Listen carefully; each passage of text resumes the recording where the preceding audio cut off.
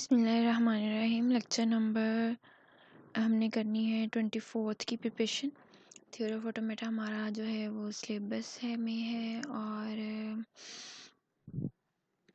करते हैं जी तैयारी। सबसे पहले हमने देखना है कि रेगुलर लैंग्वेज क्या होती है।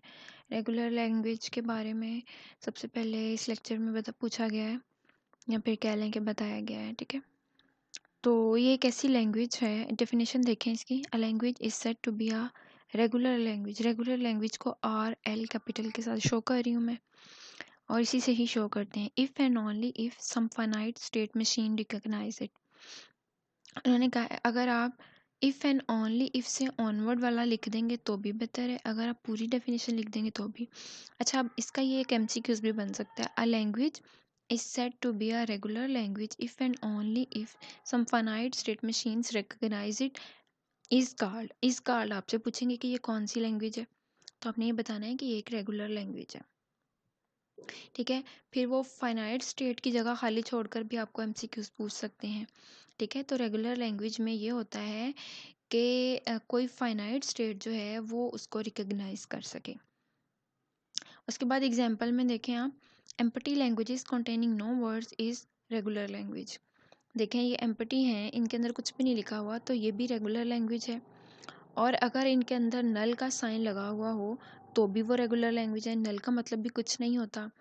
और अगर इनके अंदर अलग अलग A, B लिखा होता तो भी वो रेगुलर लैंग्वेज है। ठीक है, तो इस तरह की होती हैं रेगुलर लैंग्वेज। अगर इस तरह से आपको ये नीचे वाली लाइन एम्पटी लैंग्वेजेस वाली दे दी जाए और पूछा जाए कि ये कौन सी लैंग्वेज को शो कर रहा है, तो आप बता सकते हैं कि एक रेगुलर लैंग्वेज को शो कर रहा है। ठीक है, उसके बाद ये कुछ रेगुलर लैंग्वेज के बारे में बताया गया है कि कौन कौन सी जो चीज़ें रेगुलर होती हैं।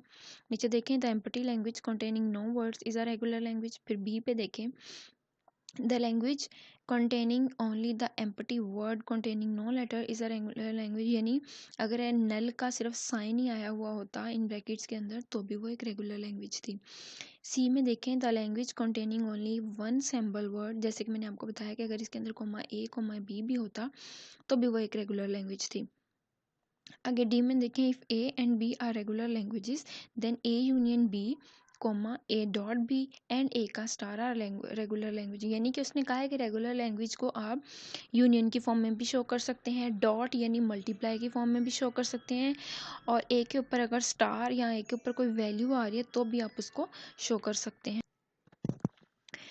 और उन्होंने कहा है कि ये जो 3-4 कंडीशंस दी गई हैं ना ABCD की, यही रेगुलर लैंग्वेजेस हो सकती हैं।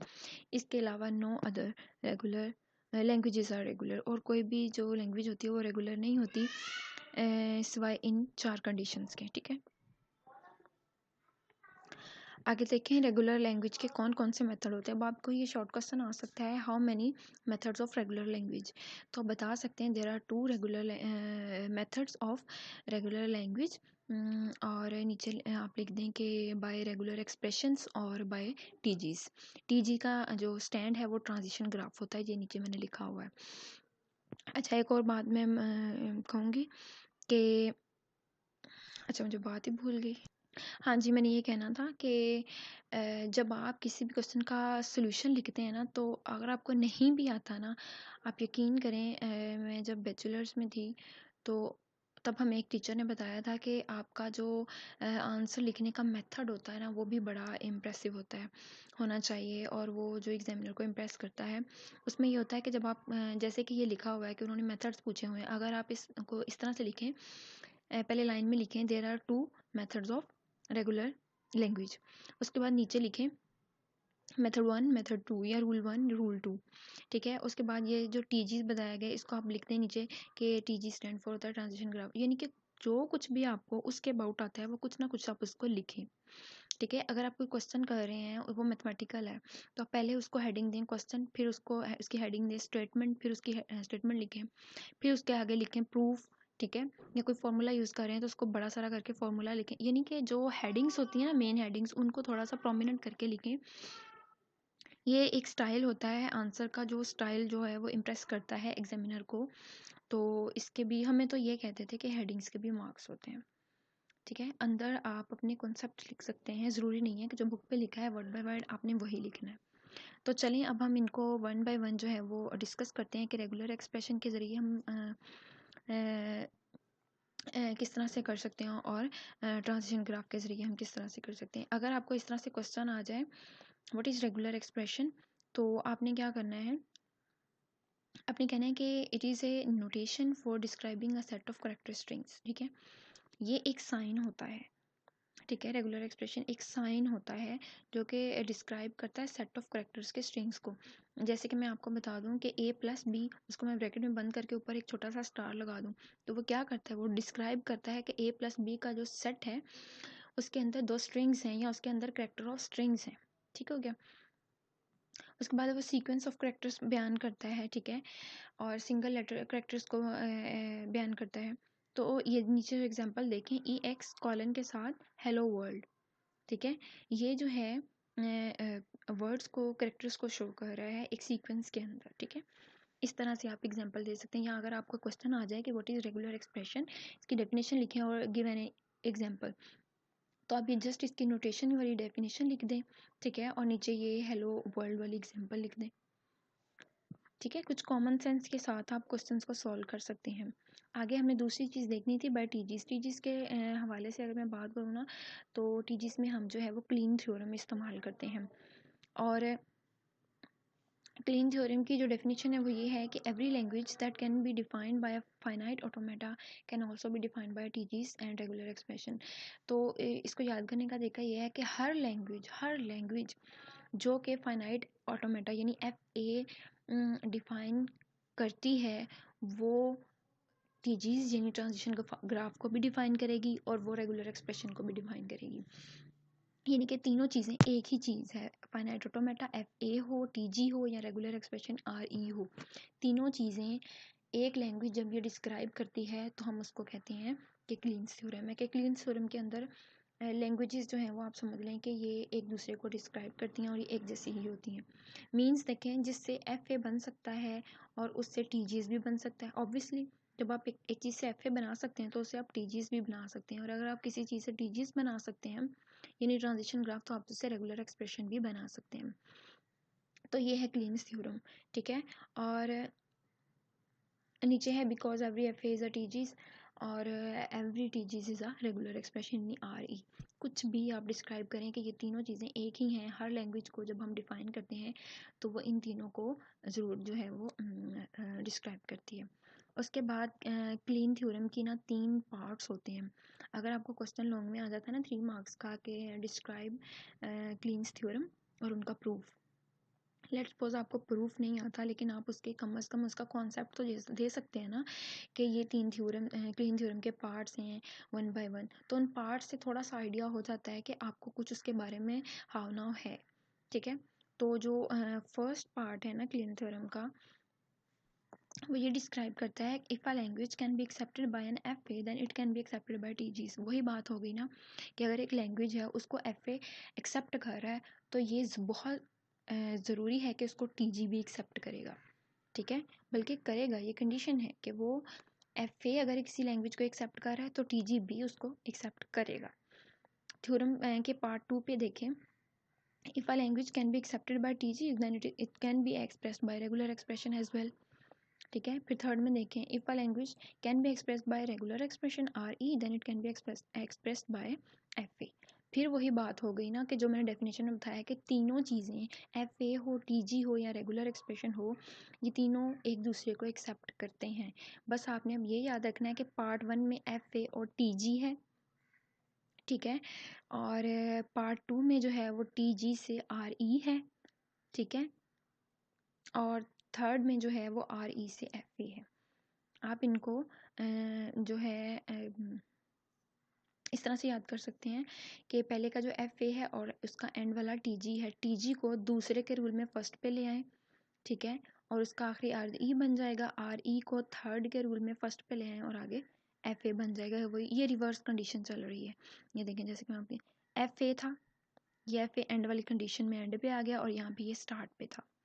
यहाँ पे ये एंड पे था, यहाँ पे ये स्टार्ट पे आ गया, यहाँ पे ये एंड पे था और यहाँ पे ये स्टार्ट पे आ गया। इस तरह से आप इसको याद कर सकते हैं। और इसकी जो थियोरेटिकल है, ये जो लिखा हुआ है, तो वो तो आप खुद से लिख सकते हैं ना कि अगर वो एक्सेप्ट कर रहा है तो वो उसको मस्ट भी एक्सेप्ट करेगा।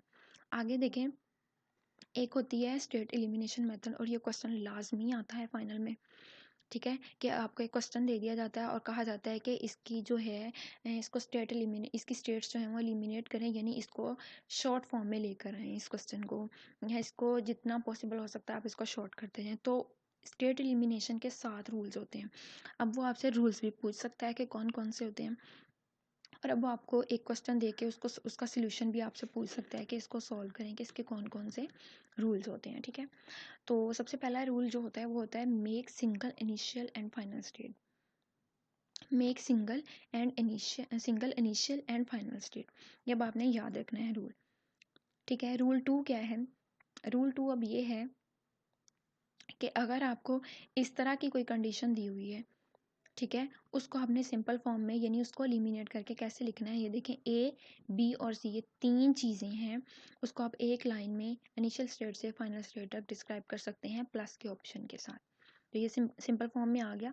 अगर यहाँ पे ये तीसरी लाइन सी वाली ना भी होती और ए और बी होता तो आप यहाँ पे ए प्लस बी के साथ इसको सिंपल बना सकते थे। सिंपल बनाने का मतलब है एलिमिनेट करना, ख़त्म कर देना उन चीज़ों को जिनकी हमें ज़रूरत नहीं है, उसको हम एक लाइन में भी डिस्क्राइब कर सकते हैं।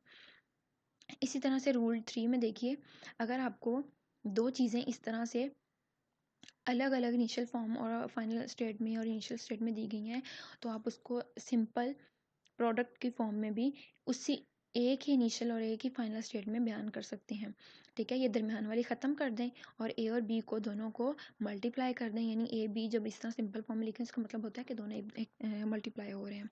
तो ए बी को किसी एक सिंपल फॉर्म में आपने इसको जो है वो एलिमिनेट करके लिख दिया, थर्ड चीज़ को एलिमिनेट कर दिया और 2 की फॉर्म में लिख दिया, ठीक हो गया जी।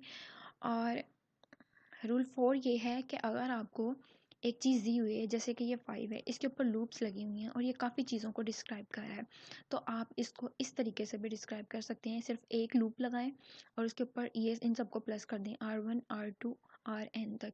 तो R1 plus R2 plus so on, ये सो ऑन ये ऑलरेडी दिए हुए हैं, हमें नहीं पता है कि इसके अंदर और कितनी लूप्स लगी हुई हैं, Rn तक हमने इसको प्लस कर दिया, तो ये इसकी सिंपल फॉर्म बन गई, ठीक है। इससे ये वाली सिंपल फॉर्म बन गई। एक और एग्जांपल देखें, अब ये है, इसके ऊपर 3 लूप्स लगी हुई हैं, अब इन 3 लूप्स को हम इस तरह से भी शो कर सकते हैं, a प्लस बी प्लस सी, उसको सिर्फ एक सिंपल लूप के साथ हमने बता दिया।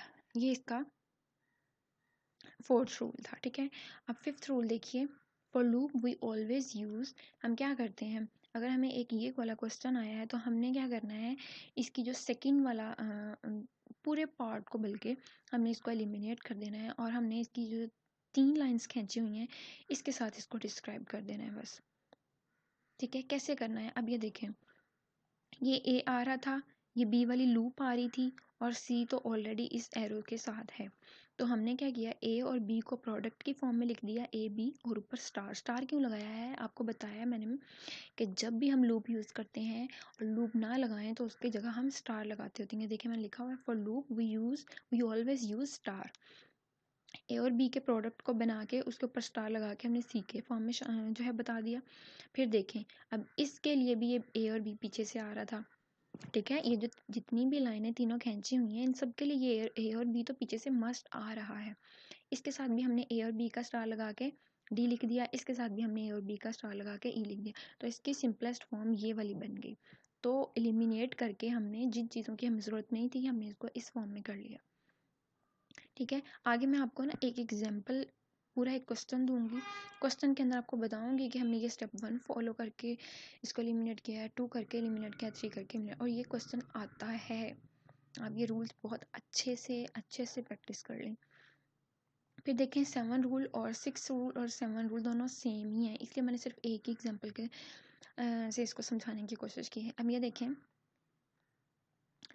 अब ये एक क्वेश्चन था, तो अगर उन्होंने आपको कहा है कि इसको एलिमिनेट करें सिंपली, तो आप इसको कैसे एलिमिनेट कर सकते हो।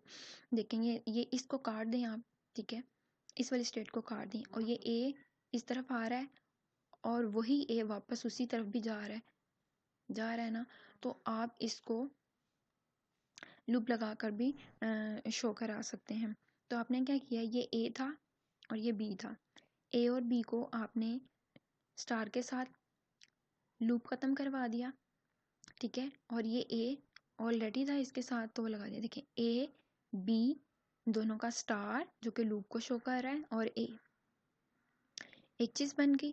फिर देखें, क्योंकि ये ए जो है इस पे भी लूप लग रही है तो यहाँ पे बी आएगा, और ये ए ऑलरेडी है तो फिर से क्या बन गया, ए बी, यहाँ पे बी है, बी और ए और बी का लूप, फिर ए। तो इसकी सिंपलेस्ट फॉर्म ये बन गई। ठीक है, ये स्टेट और ये स्टेट, दो स्टेट रखने की बजाय हम अगर एक स्टेट पर ही काम कर लें तो हमारी सिंपलेस्ट फॉर्म ये वाली बन जाती है। फिर से मैं बता दूं कि जब ये लूप लग के यहाँ पे वापस आ रही है तो इसका मतलब है यहाँ पे बी पड़ा हुआ है। ठीक है, अगर ये ऊपर से भी आएगा तो भी इसके अंदर जाएगा, अगर ये नीचे से भी जाएगा तो भी इसके अंदर आएगा। फिर आगे वाली देखें, एग्जाम्पल के साथ मैं आपको बताती हूँ। सपोज कर लें कि आपके पास L1, सॉरी ये आगे हो गया, फिर सपोज कर लें कि आपके पास ये दो लैंग्वेजेस हैं L1 और L2 are expressed by the following TG1 and TG2। अब आपके पास ये दोनों अलग अलग से दी हुई हैं और आपने इसको एक सिंपलेस्ट फॉर्म बनाना है। तो आप इसका क्या करेंगे, आप इसके साथ जस्ट ये कैरो खींचेंगे दोनों के साथ और ऊपर एक नल लगा देंगे। क्यों? क्योंकि आपने एक सिंगल स्टेट और फाइनल स्टेट बनानी है जो इकट्ठा एक ही चीज़ को शो करे। लाइक देखें, ये पहला रूल था ना, make single initial and final state. तो आपकी ये इस टाइम पहले ये थी, इसकी अलग से इनिशियल स्टेट और फाइनल स्टेट थी, इसकी अलग से इनिशियल और फाइनल स्टेट थी। लेकिन अभी इसकी इनिशियल स्टेट ये है और फाइनल स्टेट ये है, दोनों आपस में जुड़ चुके हैं नल के साथ। ठीक है, तो ये फाइनल एक सिंपल फॉर्म बनी है कि दोनों डायग्राम्स का, दोनों ट्रांजिशंस ग्राफ्स का एक ही इनिशियल स्टेट है और एक ही फाइनल स्टेट है। आगे देखिए दूसरा स्टेप। अब जो इनिशियल और फाइनल स्टेट हमने बनाई है उसको हम कुछ इस तरह से भी लिख सकते हैं। देखें, ये जो था इसके ऊपर इसी का कवर इसके ऊपर चढ़ा दें, लाइक इसको डबल करके हम लिख दें TG1 और TG2 को, तो हम ये कहेंगे कि ये डबल लूप वाला है ना, तो हम इसको TG2 से ही शो कराएंगे। ठीक है, कि TG1 और TG2 दोनों ही, सॉरी TG1 से ही शो कराएंगे कि TG1 और TG2 दोनों एक ही जगह जो है वो हम शो करा सकते हैं, दोनों नल लगा के, एक ऊपर एक नीचे। जब हम ये दोनों नल लगाएंगे एक ऊपर और नीचे, देखें अब कितनी सिंपलेस्ट फॉर्म बन गई है कि दो से एक चीज़ बन गई है। लाइक हमारी सारी कंडीशंस पूरी हो रही हैं। फर्स्ट ये कि एक ही इनिशियल स्टेट है, एक ही फाइनल स्टेट है। दूसरी चीज़ ये है कि हमने नल के साथ दोनों जो डायग्राम्स हैं उनको एक ही जगह पे कवर कर लिया है। उसके बाद हमने पढ़ना है कॉम्प्लीमेंट ऑफ अ लैंग्वेज। पिछले वाला हमने पढ़ा है कि दो लैंग्वेजेस के ज़रिए हम किस तरह से शो कराते हैं। ठीक है, अब हमने पढ़ना है complement of a language. Complement of a language को L की पावर C से हम शो करते हैं, ये आपने साइन याद रखना है। ठीक है, उसके बाद कॉम्प्लीमेंट के लिए दो रूल्स होते हैं, या कह लें कि दो स्टेप्स होते हैं, सॉरी 3 स्टेप्स होते हैं। ठीक है, सबसे पहला स्टेप ये होता है कि मेक FA, यानी सबसे पहले हमने बनाना होता है फाइनाइट ऑटोमेटा। नंबर 2, जो हमारे पास फाइनल स्टेट होती है उसको हमने बना देना है नॉन फाइनल स्टेट, और जो हमारे पास नॉन फाइनल स्टेट होती है उसको हमने बना देना होता है फाइनल स्टेट। देखें, सबसे पहले हमने क्या बनाया, फाइनाइट ऑटोमेटा। फिर जो हमारे पास फाइनल स्टेट थी उसको हमने बना दिया नॉन फाइनल स्टेट, और जो नॉन फाइनल स्टेट थी उसको हमने बना दिया फाइनल स्टेट। चलिए एग्जाम्पल से सॉल्व करते हैं। एक एग्जाम्पल है हमारे पास, let L be a language, और sigma is equal to A, B, ये हमारे पास क्वेश्चन है। उन्होंने कहा है consisting of only 2 words ABA and ABB, then the F accepting L में भी। अब हमने पहला रूल पढ़ा था ना कि सबसे पहले हमने फाइनाइट ऑटोमेटा बनाना है। फाइनाइट ऑटोमेटा हम किस तरह से बनाएंगे, देखें ABA, क्या बना, AB और A। ठीक है, ये बना लें यहाँ पे ABA, ठीक हो गया, फिर ABB, ठीक हो गया। पहले हमने बनाया फाइनाइट ऑटोमेटा। फाइनाइट ऑटोमेटा में हम क्या करते होते हैं, एक इनिशियल स्टेट होती है, एक फाइनल स्टेट होती है। फिर जब दूसरे का बनाएंगे, फिर इनिशियल स्टेट, फिर फाइनल स्टेट, फिर इनिशियल स्टेट, फिर फाइनल स्टेट। अब ये एक डायग्राम है, सपोज कर लें कि आपको ये एक डायग्राम दी गई है और वो आपको कह रहे हैं कि इसको आपने सॉल्व करना है कॉम्प्लीमेंट के ज़रिए, ठीक है। तो आप क्या करेंगे, कॉम्प्लीमेंट बनाने के लिए सबसे पहले हमने फाइनाइट ऑटोमेटा बनाना होता है। फाइनाइट ऑटोमेटा हमने बना लिया, ये वाला सिंपल, हमें जो कंडीशंस दी थी उसको हमने अप्लाई कर लिया। कैसे, ये ए बी ए था, ठीक है। हमने क्या किया, ए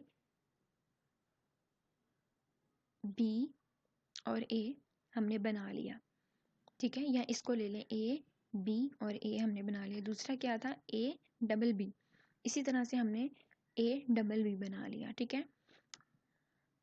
अब हमने क्या करना है, नंबर 2 रूल अप्लाई करना है कि जो फाइनल स्टेट्स हैं उनको हमने नॉन फाइनल स्टेट बनाना है। देखें, ये इनिशियल स्टेट है, ये फाइनल स्टेट है। फिर देखें, ये इनिशियल स्टेट है, ये फाइनल स्टेट है। इसकी फाइनल स्टेट कौन सी है, ये। इसकी फाइनल स्टेट कौन सी है, ये। तो हमने जो फाइनल स्टेट है उसको हमने नॉन फाइनल स्टेट बनाना है। तो इसकी जो फाइनल स्टेट है ये यहाँ पे आ जाएगा प्लस, ठीक है।